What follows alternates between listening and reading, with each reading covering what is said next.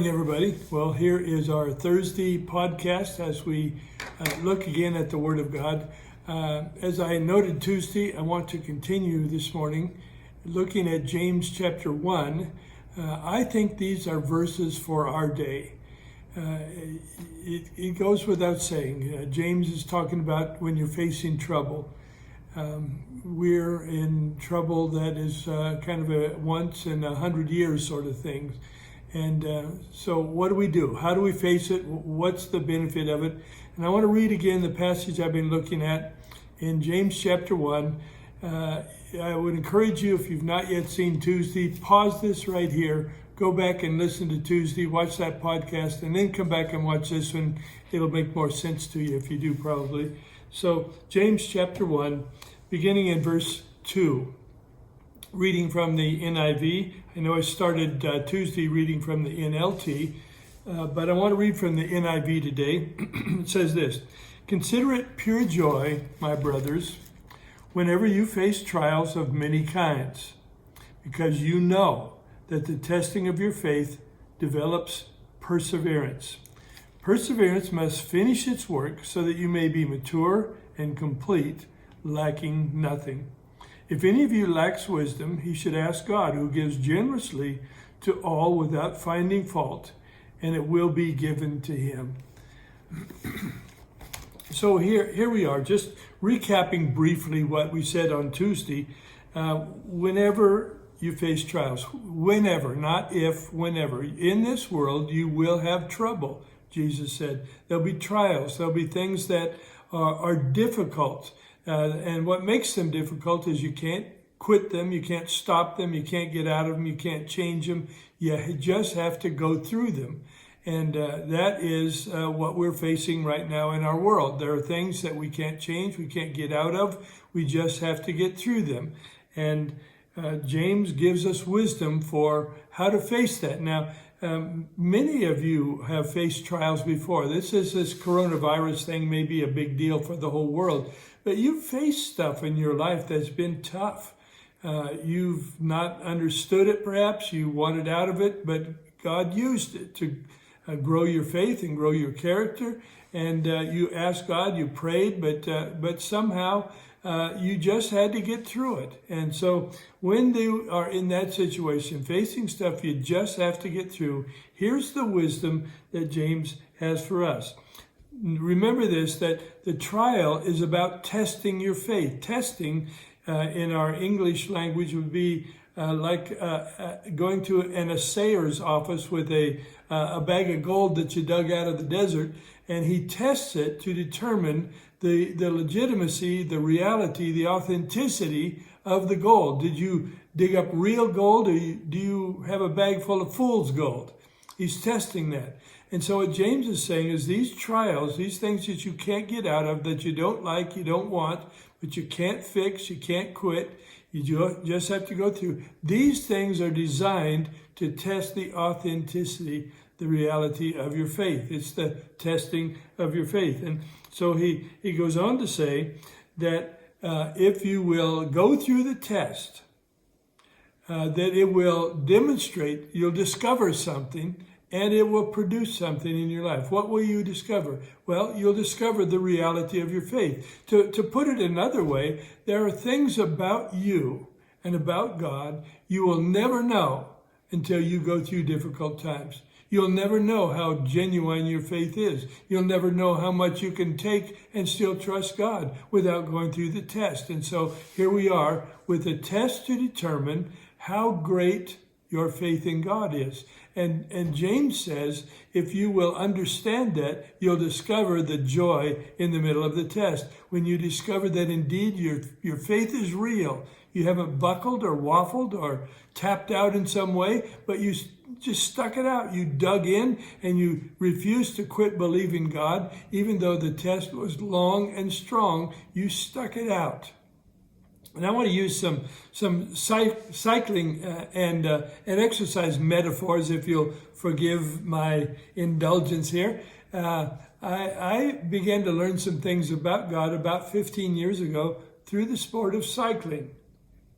Cycling is one of those sports that when you take it on, First it's fun. Your hair is blowing in the wind, and oh my, this is wonderful. Such a feeling of freedom. But as you begin to dig in a little bit, and you want to excel, you don't want to be the last guy all the time that everybody rides off and leaves because you can't keep up. And so you begin to work hard. You practice. You do some high intensity training, and pretty soon you get better, and you climb some hills. And here's what I know about climbing hills.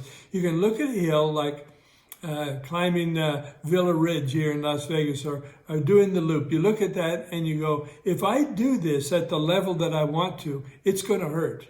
I'm going to have burning lungs. My legs are going to be screaming. And in the middle of it, there's something in me that's going to say, you can't do this. You need to turn back. You need to quit. This is stupid. Why are you doing this? But what presses you on is something internal. It isn't merely your physical capability. There's an internal something that gives you strength and courage, and you say to yourself, you can do this. Shut up, mind. Shut up, legs. Get moving. Do this. And you persevere and you do it. And if you do it, you get stronger. And I can remember a couple of seasons of writing where I was really strong because I persevered in the difficulty. So here's what James says. In the middle of the trial, don't tap out. Don't quit.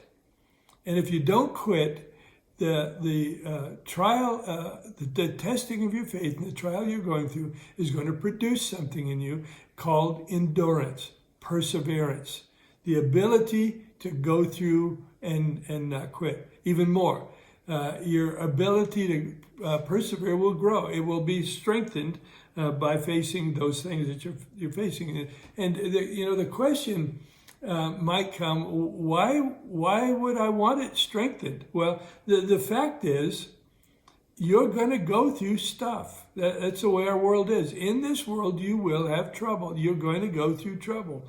And the goal should be to go through it with grace and to go through it with our faith intact, to come out of it still trusting God, still believing that God's in control of my life.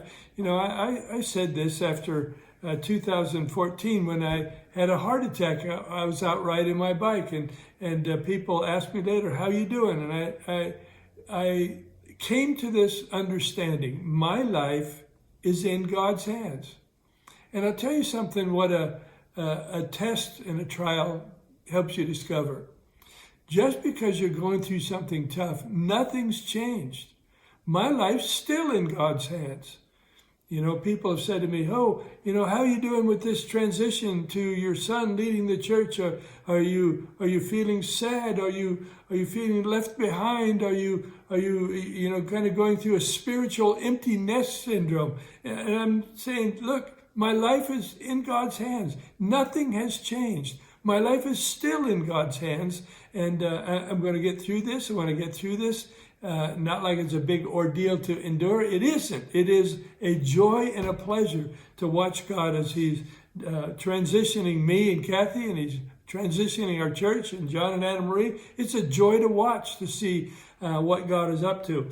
And so that's the goal, to get through with your faith intact, your grace intact, your joy intact, and not be beat back and down by the trouble that you're facing. Well, what do you do when you're in the middle of a trouble or trial of some kind, and you just can't see the joy in it? You can't find anything good about it. There's nothing that makes you happy. Finding joy in trouble is almost like, paint a cheerful grin on your face and just go through it. But that's not what James is talking about. James is talking about finding true joy. So what if you're in the middle of something and you just can't find anything good about it? You can't find the joy. There's no point about it to you that's pleasurable or that you're taking some encouragement from. What do you do? Well, James has the answer as you go on into verse 5. If any of you lacks wisdom. We use that verse a lot. But most often it's used out of context that, you're just going through certain things and you say, God, I need wisdom.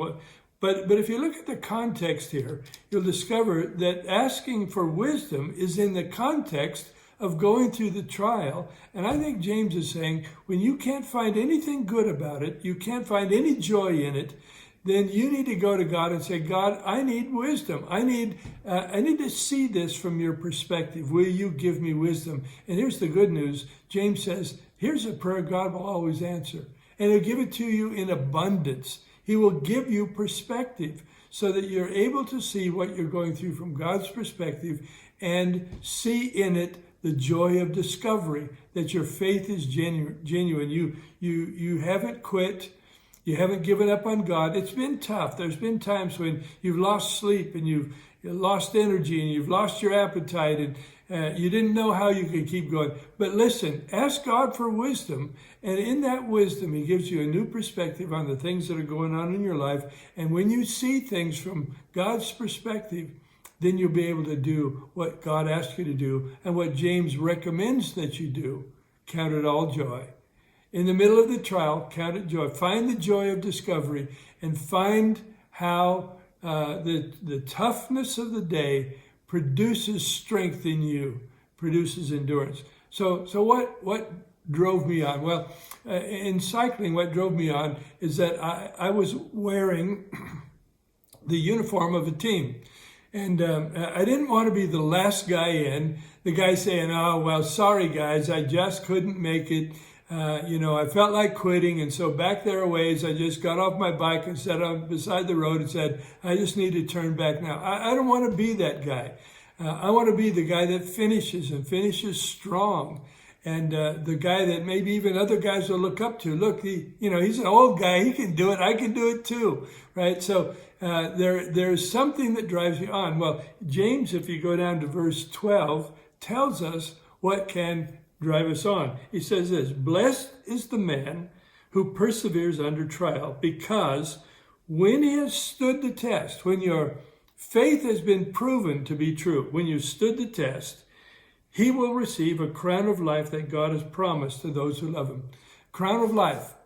God's promise is a crown of life. Well, that could sound like, okay, when I get to heaven, I get this crown of life. But I want to suggest to you that even though that may be the case, Paul said there's a crown laid up for me. So there's some kind of reward when we get to heaven. But I want to suggest that in this life, there are rewards from God. And it isn't that God's, going to plaster your face all over the media as a hero or something. But knowing the approval of God, knowing that well done, my good and faithful servant. Well done, my son. Well done, my daughter. You stood the test. Your faith is genuine. You didn't tap out. You didn't quit. You didn't buckle under the pressure. In fact, you dug in and you persevered and you got stronger and you got through this with grace, and your joy is intact and your faith in God is intact, and you discovered that in the middle of this trial. And I'm going to give you a reward in this life.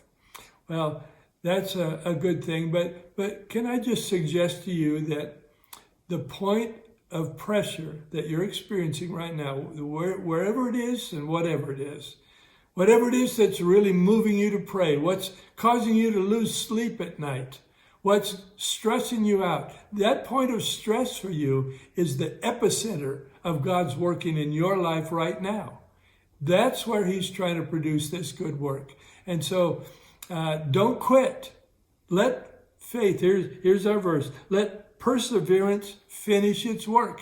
It's amazing to me sometimes, we're not going to the gym these days, but when I used to go to the gym and work out, I would always see guys that have massive arms and big chest, and you can say, well, this guy's really been in the gym, he's working out. And then you let your gaze drop a little bit, and this massive chest and massive arms are standing on these two spindly little legs, and all of a sudden you realize, you know what? He hates leg day. He didn't do legs. Legs are hard. A lot of people don't like leg day.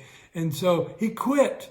He did his upper body and then he left, and he's looking in the mirror from the waist up and it's looking really good. From the waist down, he's pathetic. He looks like he hasn't worked out a day in his life. And so he quit. He left the gym too early before he was finished. Here, James is saying, don't quit. Don't leave early. Let it have its complete work. Let it finish its job. The thing that God's using is the epicenter of his work in your life right now. Don't quit. Don't leave early.